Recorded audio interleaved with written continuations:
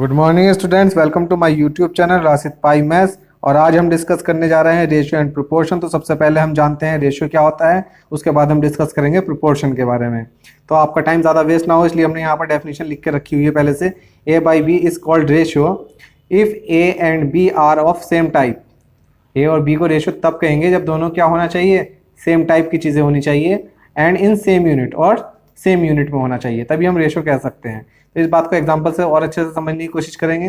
Suppose कीजिए आपके पास 2 रुपये और 50 पैसे हैं, तो आप इसका 2/50 का रेशियो नहीं कह सकते।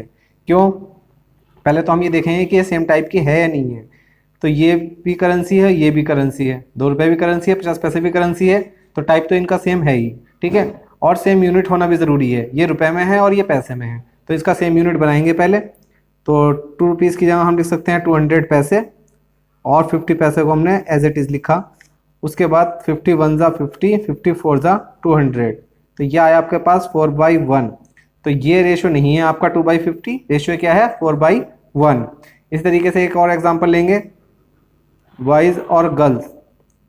इसका रेशो दे रखा है सपोज करो 2 और 3। तो यहाँ पर हम देखेंगे कि ये सेम टाइप की चीज़ें है या नहीं है। तो ये बॉय है और ये गर्ल्स है, तो आप ये हो गया सेम टाइप। तो सेम टाइप तो हो गया ये, क्योंकि दोनों ही क्या है, ह्यूमन बीइंग है, तो सेम टाइप है, ठीक है। सेम यूनिट है या नहीं है, तो आपको लग रहा होगा ये बॉयज़ है ये गर्ल्स है, या तो इसको गर्ल्स बॉयज़ में कन्वर्ट करो या बॉयज़ को गर्ल्स में कन्वर्ट करो। लेकिन ऐसा नहीं है, ये बॉयज़ और गर्ल्स का रेशो नहीं है, बॉयज़ और गर्ल्स के नंबर का रेशो है। तो ये भी नंबर है, ये भी नंबर है, यानी कि दोनों का यूनिट सेम है। और टाइप इसलिए सेम है क्योंकि दोनों के दोनों ह्यूमन बीइंग है, ये भी इंसान है, ये भी इंसान है, तो टाइप दोनों का सेम है। तो ये भी हमारा क्या होता है 2/3 रेशो हो गया। ये बॉयज़ और गर्ल्स का रेशो नहीं है, बॉयज़ और गर्ल्स के नंबर का रेशो है, ठीक है।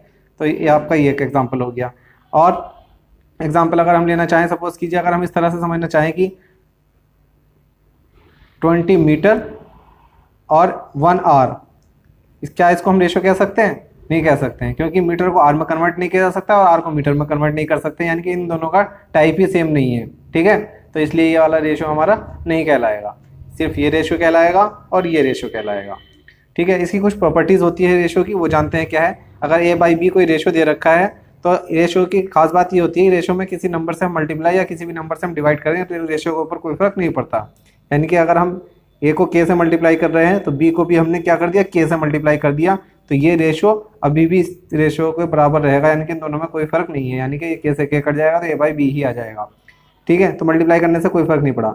सपोज करो हमने मल्टीप्लाई ना करके हम क्या करते हैं, डिवाइड कर दें। सपोज करो हमने इसको पी से डिवाइड कर दिया और बी को भी हमने पी से डिवाइड कर दिया, तो पी से पी कट जाएगा, यहाँ से भी ए बाई बी बचेगा। यानी कि किसी भी नंबर से मल्टीप्लाई या किसी भी नंबर से डिवाइड कर दें तो कोई फर्क नहीं पड़ता, ये पूरा और ये सब क्या है, बराबर है। तो रेशियो में किसी भी नंबर से मल्टीप्लाई और किसी भी नंबर से डिवाइड से कोई फर्क नहीं पड़ता है।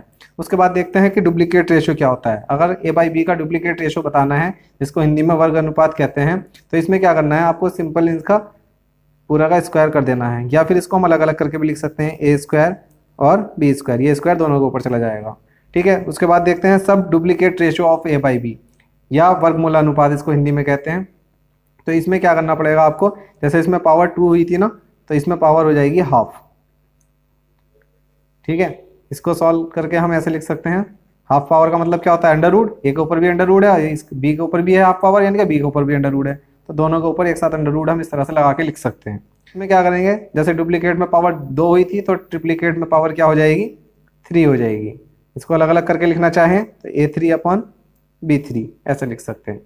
जैसे डुप्लीकेट से सब डुप्लीकेट बना था, ऐसे ही ट्रिप्लीकेट से सब ट्रिप्लीकेट बनेगा। तो डुप्लीकेट में पावर 2 थी, यानी कि इसके डिवाइड में क्या मान सकते हैं, 1 मान सकते हैं, कुछ ना लिखा हो तो, यानी कि 2/1 थी, तो यहाँ पर क्या हो गया था 1/2।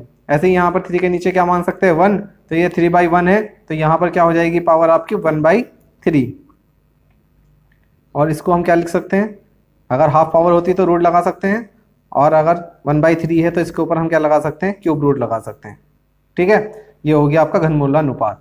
उसके बाद आता है आपके पास इन्वर्स रेशियो। क्या होता है, इन्वर्स रेशियो को हम रेसिप्रोकल रेशियो भी कहते हैं, और हिंदी में इसको वर्ग अनुपात कहते हैं, व्युत्क्रम अनुपात कहते हैं, सॉरी, ठीक है। तो ए बाई बी का इन्वर्स रेशियो निकालने के लिए क्या करेंगे, बी बाई ए हो जाएगा, सिंपल, कुछ नहीं करना है, पलट देना है आपको, इन्वर्स कर देना है, ठीक है।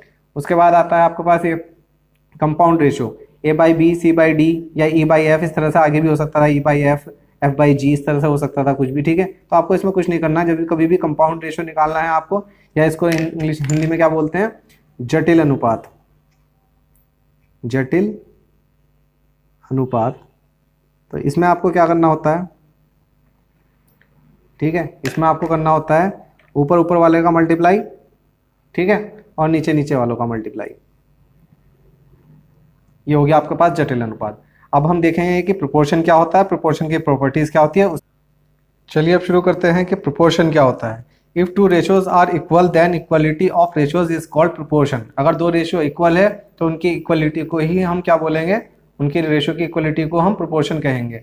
सपोज कीजिए आपके पास कोई चार चीजें हैं, चार नंबर है A B C and D, ठीक है, और आपसे बोला है कि A B C D are in proportion. अगर ये प्रोपोर्शन में है, ठीक है, आपसे ऐसा कह दे या फिर ऐसा कह दे, और करके लिख लेते हैं इसको कि A/B और C/D प्रोपोर्शन में है, A/B एंड C/D प्रोपोर्शन में है, ठीक है। तो अगर ये प्रोपोर्शन में है तो इस बात का मतलब ये हुआ कि A/B और C/D का जो रेशियो है वो इक्वल होगा।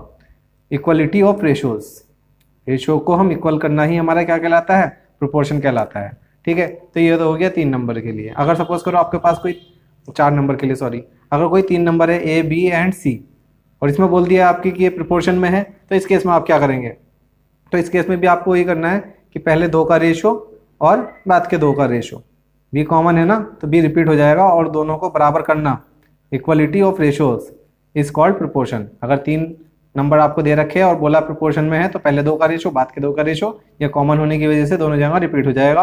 और अगर 4 है तो कोई प्रॉब्लम ही नहीं है, पहले 2 का रेशियो और बाद के 2 का रेशियो, ये रेशियो हम क्या कर देंगे, इक्वल कर देंगे, क्योंकि रेशियो की इक्वलिटी को ही हम क्या बोलते हैं, प्रोपोर्शन बोलते हैं, ठीक है। उसके बाद देखते हैं प्रोपोर्शनल्स कितनी तरह के होते हैं। तो प्रोपोर्शनल्स 3 तरह के होते हैं, एक मीन प्रोपोर्शनल, थर्ड प्रोपोर्शनल और फोर्थ प्रोपोर्शनल, ठीक है। तो मीन प्रोपोर्शनल या थर्ड प्रोपोर्शनल जब कोई भी आपसे पूछा जाएगा तो उसमें आपको 2 नंबर दिए जाएंगे, यहाँ भी 2 नंबर दिए जाएंगे। लेकिन जब फोर्थ प्रोपोर्शनल पूछा जाएगा तो उसमें आपको 3 नंबर दिए जाएंगे, ठीक है। तो मीन का मतलब होता है मध्य में, यानी कि जो बीच में आ रहा हो। तो सपोज कीजिए A B और इसके बीच में हमने क्या मान लिया, तीसरे वाले को x, यानी कि x की वैल्यू बतानी है। यहाँ पर क्या है, A B और इस वाले को हमने क्या मान लिया, x मान लिया। यहाँ थर्ड प्रोपोर्शनल है तो थर्ड नंबर पे x मान लिया। यहाँ पर मध्य प्रोपोर्शनल बताना है, मीन प्रोपोर्शनल बताना है, तो यहाँ पर मध्य में x मान लिया। फोर्थ प्रोपोर्शनल में हम फोर्थ नंबर पे x मान लेंगे, ठीक है। फोर्थ प्रोपोर्शनल पे 4 नंबर पे x मान लिया, थर्ड प्रोपोर्शनल पे थर्ड नंबर पे x मान लिया हमने, मीन प्रोपोर्शनल में बीच में x मान लिया। मीन का मतलब मध्य होता है तो मध्य में x मान लिया।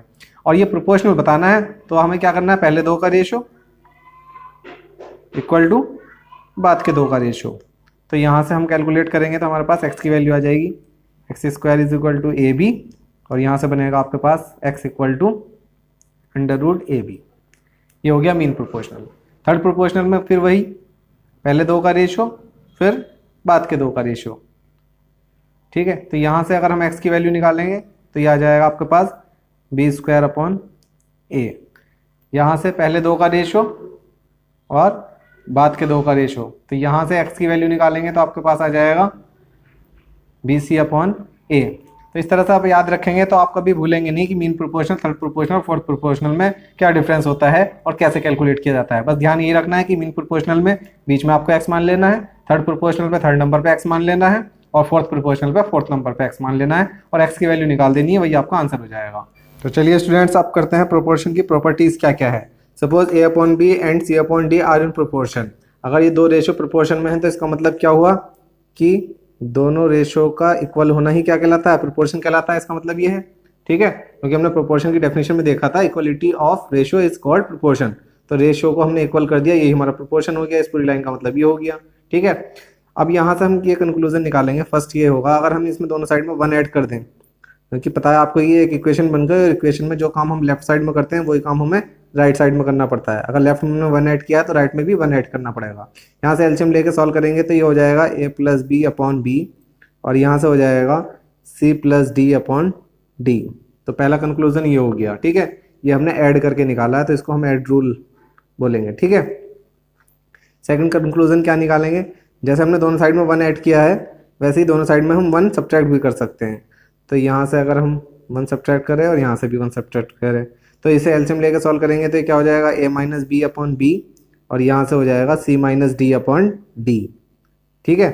इसको इक्वेशन हमने बोल दिया सपोज करो 2 और फर्स्ट इसको बोल दिया, ठीक है, और इसको बोल देंगे थर्ड। ये आया सब्ट्रैक्ट करने से तो इसको बोलेंगे सब्ट्रैक्ट रूल। क्या बोलेंगे? सब्ट्रैक्ट रूल, ठीक है। अगर हम सेकंड इक्वेशन को थर्ड इक्वेशन से डिवाइड करते हैं तो हमारे पास क्या बनेगा? सेकंड को अगर थर्ड से डिवाइड करेंगे तो ये हो जाएगा a plus B upon A minus B equal to में हो जाएगा c plus D upon c minus D, ठीक है, ये हो गया। और अगर हम थर्ड को सेकंड से कर देते तो क्या हो जाता? a minus B upon A plus B और इक्वल टू में क्या आ जाएगा? c minus D upon c plus D. तो अगर ऊपर दोनों ऐड वाले हैं तो नीचे दोनों सब्ट्रैक्ट वाले आ जाएंगे, अगर ऊपर दोनों सब्ट्रैक्ट वाले हैं तो नीचे दोनों क्या आ जाएंगे? ऐड वाले आ जाएंगे, ठीक है। और इसी को आपने देखा होगा, बोला जाता है कंपोनेंडो एंड डिविडेंडो रूल, ठीक है।